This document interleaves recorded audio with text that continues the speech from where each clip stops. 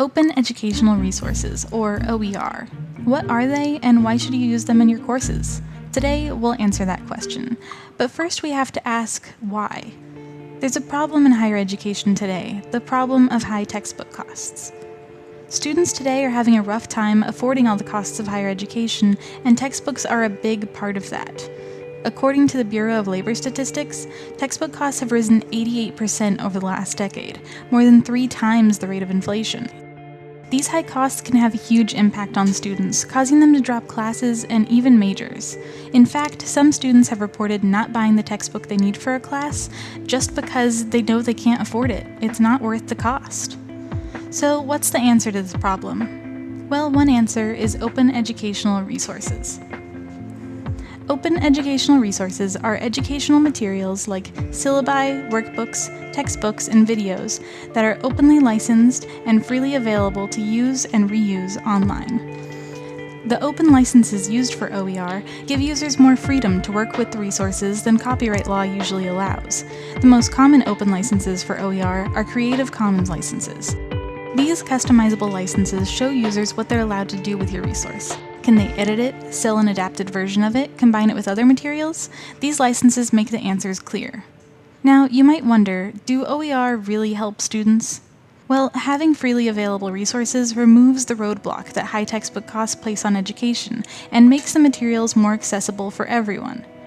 And classes that use OER aren't too different from traditional classes either. Studies have shown that classes using open educational resources have similar prep times, same or better test scores, and lower drop rates than classes using traditional textbooks.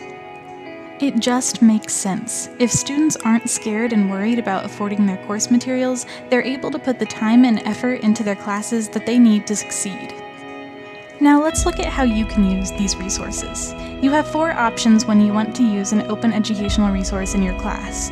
You can adopt it as is, adapt it to fit your class better or to update the material, create something new to share with educators around the world, or combine multiple resources into one that really matches the needs of your class. You can find OER on various online repositories, but one I really recommend is the Open Textbook Library. Here you can find most of the open textbooks available online, as well as reviews from faculty that have used them in their classes. It's important to remember that you don't have to go into this blind. There is support out there. Other repositories like OpenStax have highly rated materials for introductory or general education courses like astronomy, physics, and chemistry. And if your students prefer print books, OpenStax offers those too. If you want to find supplementary materials or other resources you can use instead of a textbook in your course, sites like OER Commons provide a wealth of resources you can use and easy-to-use software for creating your own OER as well. There are a lot of options out there, so go out and explore. Find OER in your subject area, read reviews, and figure out how you want to use open educational resources in your classroom.